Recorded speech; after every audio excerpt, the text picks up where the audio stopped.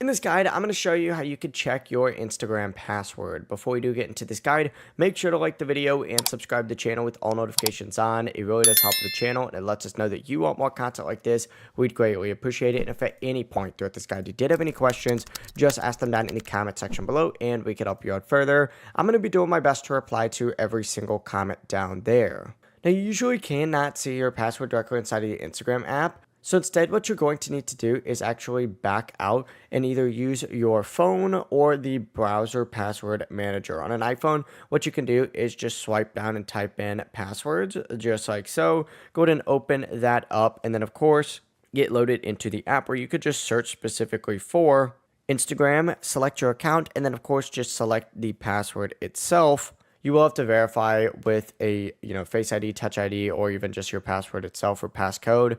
And then, of course, from here, you can go ahead and see your saved password.